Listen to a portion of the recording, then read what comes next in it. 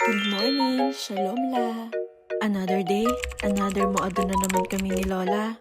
Ako nga pala si Lenny, caregiver dito sa Israel. Bago ang lahat, ayusin ko muna yung damit kong sinampay. Mukhang nagustuhan niyo ang adventure namin ni Lola.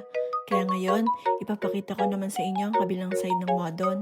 Pero bago ang lahat, tapos na ang morning routine namin ni Lola. Kaya pababa na kami at maghihintay na ng sundo. Hihintayin namin yung puting van na sa Pinas kinakatakutan ng lahat.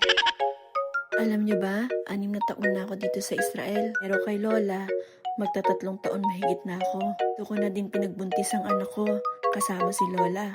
Sobrang bait ni Lola, pero wag lang susumpungin. Ay tiyak, patatawag mo lahat ng santo.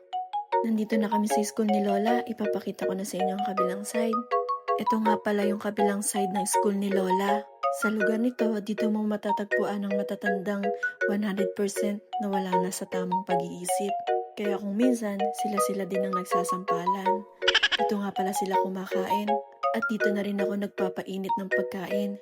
Dito ko na rin ginagayak ang aking juice na iniinom.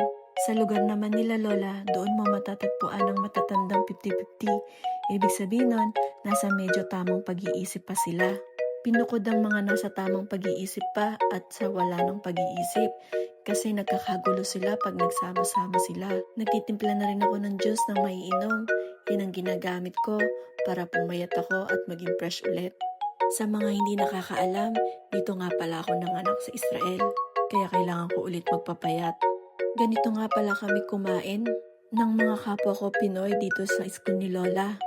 Share sa food, kanya-kanyang baon, tapos pagsasaluhan naming lahat. Inaabot na kasi kami dito ng 2:00 ng hapon, kaya kailangan namin magbaon ng pagkain. Ganito kami kumain, tapos may kasamang kwentuhan. Marami kaming pinagkakwentuhan habang kumakain. Siguro yung pinag-uusapan namin dyan, ayun, kanina pa siguro sinamid.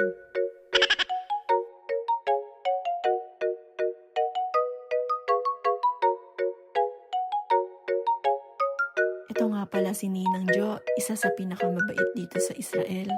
At ito naman si Benita, isa naman itong India. At si Aomi, isa din itong India. After namin kumain, pupunta na kami dito sa caregiver room namin. Tapos, dito sila magkakantahan. At dito din itutuloy ang mga naudlot na kwentuhan. Habang ako naman, nasa labas at nagmamami duties na ako. Lumalabas ako para marinig ako ng anak ko. After naming mag-usap ng anak ko, babalik ako dun sa caregiver room at makikipag-bonding sa kanila. Makikipag-bonding na ako sa kanila kapag natapos na ang mommy duties ko.